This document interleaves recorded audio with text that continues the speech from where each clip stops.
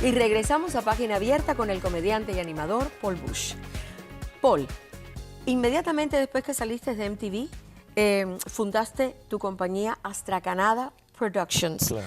Que fue en 1995. Y comenzaste el programa de A Oscuras, pero Encendidos. Claro, lo que estábamos hablando. Ajá. Entonces, lo que quiero saber es de dónde sacaste ese título, de Oscuras para Encendidos. Bueno, yo había pensado, cuando yo llevaba pensando varios años, porque desde los 13 que tenía esta intención de hacer un programa de variedades, y le había puesto el título De Noche se pasa mejor.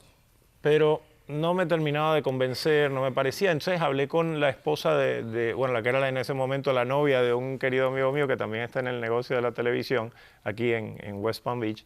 Y ella dice, un día me manda una creativa espectacular, me manda un papel y yo lo abro y adentro decía Oscuras pero Encendidos.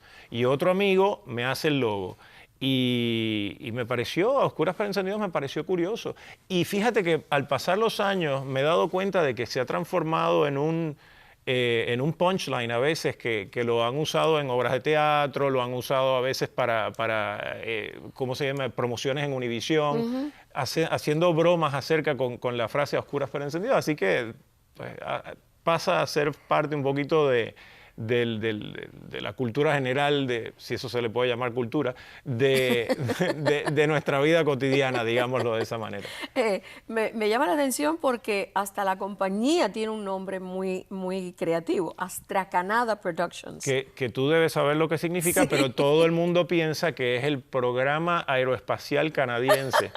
Y no tiene nada que ver. Es verdad. Pero muy poca gente, y yo estoy seguro que tú conoces el género de la astracanada, para explicarlo fácil para las personas que son más jovencitas, lo que es el slapstick, lo que hacían los Trechiflados, lo que hacía Abbott y Costello, lo que hacía toda esa gente, es el género de slapstick en inglés. Claro. Lo más similar a eso en español es la astracanada, que es una farsa teatral disparatada y chabacana donde el único propósito independientemente, el fin justifica los medios, digamos, la torta en la cara, claro. El objetivo es reírse, no importa el contexto, no importa nada. Entretener y divertirse, y pasarla bien. Y también yo siempre quise que la compañía mía, porque de alguna forma es mía, porque soy uno de los socios en la compañía, no tuviera mi nombre. Me parecía importantísimo alejarme lo más posible del culto al ego. Me parecía que, y eso yo lo fundamos cuando tenía 25 años. Me parecía importantísimo eso. A mí no me gustan las personas que le ponen sus nombres a los edificios y a las compañías. No los juzgo, pero no es mi estilo. Claro. Yo quiero que esa compañía pues siga por mucho tiempo y que los jóvenes con quien yo trabajo ahora, si quieren la tomen y la lleven al próximo. Y la lleven al demás. Una cosa muy curiosa es que tú en tu oficina de MTV Latino tenías un muñeco de Guillermo Álvarez Guedes. ¿Cómo no? Sí, y después fue parte del set. Y después fue parte del set. Guay, ¿por qué? Porque a mí hay personajes latinos. Yo ahora en el break mencioné a Iri Chacón, por ejemplo, o a Álvarez Guedes, o a Walter Mercado, o a... ¿Quién te puedo decir? Personajes que son... Precisamente personajes, son íconos que hicieron algo de una manera completamente distinta. Lo que hoy en día es el género del stand-up comedy, en los años 60 y los años 70 no lo hacía mucha gente. No. De hecho, eran más storytellers o cuentachistes, y Álvarez Guedes hizo una industria de eso. Vendía discos, vendía muñecos y no sé qué. Y el muñeco de Álvarez Guedes era tan bizarro que yo lo quería, y además le apretabas y te decía chistes, con un disco que tenía dentro. Entonces me parecía una cosa interesante y lo puse en el set al punto de que la hija de él en algún momento creo que se comunicó con algunas personas que trabajaban con nosotros y mucha gente lo notó de la misma forma que tú lo estás haciendo ahora. El programa de Oscuras pero Encendidos se veía aquí en los Estados Unidos. Empezó en el Canal 41 y no lo veía ni yo. ¿Ok? Después, porque no había cable, no había nada, eso era una cosa a ver qué pasa. Después de eso empiezan a conseguir cable, empieza a ver las 2 o 3 personas.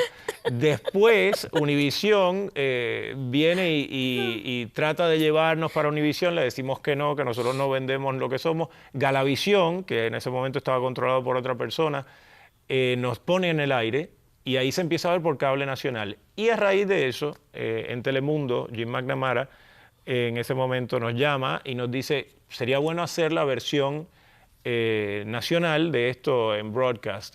Y bueno, ahí aprendimos muchísimas cosas, como por ejemplo el hecho de que en los canales grandes la política a veces se come a la creatividad. Y eso es una cosa que es interesante aprenderla porque de ahí en adelante pues siempre cuidamos mucho. Lo cuidamos antes de eso y después de eso, nosotros poder controlar nuestra propia creatividad. Que en la etapa de Telemundo, que fue apenas un año, sentimos que no era orgánico a lo que nosotros queríamos hacer, ¿no? Ok. Cuando tú estabas en la cima de tu carrera, tú te encuentras un tumor en la cabeza. Bueno, sí, al mes de empezar el primer programa, sí, de hecho yo empiezo en diciembre del 95 y en julio me diagnostican de sorpresa, yo tenía muchas migrañas y tenía pérdida de audición y nada, y me diagnostican este tumor del tamaño de una bola de billar en el cerebro a los 25, ¿era 25 años o 26? Ya era el 96, ya tenía 26 años. Y nada, tuve que hacer un will, ¿cómo se llama esto? Un testamento. Un testamento que no tenía mucho para ofrecer, pero lo que, por ejemplo, a mi novia en ese momento dije que le pagaran la educación de la universidad con lo que quedara. Y me puse en una campaña, porque como yo tenía este sueño de hacer el programa, ese día empezamos a grabar, hacíamos el show en vivo, un show antes grabado y un show después, porque yo si me moría, porque las probabilidades de morirse eran del 90%, y las de mantener la cara eran del 2%. Entonces yo dije, yo necio hasta el final, voy a grabar suficiente show para que si me muero, por lo menos por un mes más hayan programa. Entonces grabando, al último show viene José Díaz Balart, que es una persona de las noticias muy conocida en inglés y en español, que en ese momento trabajaba con la NBC. Y me dice, ¿por qué ustedes están haciendo tantos programas a la vez? Entonces yo le digo, mira, no hemos dicho nada, no le hemos comentado a nadie, pero a ti te lo vamos a decir porque era el último programa grabado antes de irme para el hospital. Claro. Y se lo comentamos, él llamó a su hermano y gracias a su hermano a mí me operan en una sesión de 23 horas en vez de en 2 sesiones de 8 horas. Ay, y me lograron mantener me mantuvieron la cara así, o sea que no le fue muy bien, pero de todas maneras algo se mantuvo. Que pude seguir trabajando porque normalmente después de esa operación tu cara queda colgando, ¿no? Entonces tuve la gran suerte de que gracias a la intervención de Díaz Balart, que en ese momento era un congresista, el hermano de este reportero, pues pude seguir trabajando hasta el día de hoy. ¿Sabes qué? Por esa misma razón es que tú estás aquí hoy en día. Bueno. Por ese espíritu, por ser tan especial, por tomar las cosas tan a la ligera, porque fue una situación muy seria y yo te aplaudo. Mira, Vivian, yo creo que yo siempre les digo a los estudiantes en la universidad, porque es una vocación que tengo, a ti te van a pasar cosas en la vida. O tú eres el protagonista y el que toma las riendas en lo que te va a pasar, o tú eres una víctima de eso. Claro. Pero el que decide que tú eres ese personaje y cómo se desarrolla en esa historia, eres tú. Exactamente. Así que con esta nos vamos a tomar una pequeña pausa y cuando regresemos, pues continuaremos hablando con Paul de su integración al Miami-Dade College, de más programas, de la boca loca de Paul, etcétera, etcétera, etcétera. Nos vemos enseguida.